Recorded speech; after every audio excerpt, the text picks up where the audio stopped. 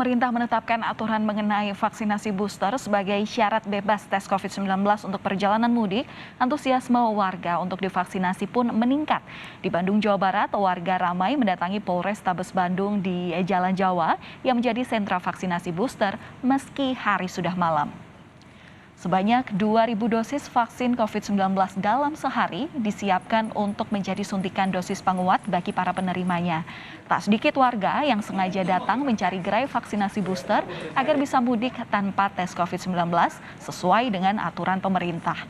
Tak hanya di malam hari, gerai vaksin di Polrestabes Bandung ini juga melayani di waktu pagi hingga siang hari.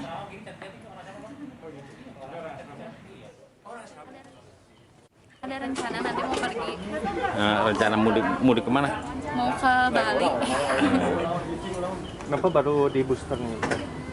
Soalnya kemarin baru positif, tapi udah sebulan, jadi langsung aja. Ya, siang hari juga kita lakukan, malam hari juga kita lakukan, dan alhamdulillah animo masyarakat ternyata sangat banyak. Untuk target sendiri, Dok?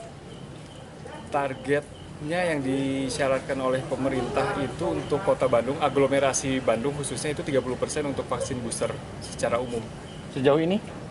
Sejauh ini kami sudah mencapai 25,23% per hari ini. Mudah-mudahan target 30% tercapai sebelum Lebaran.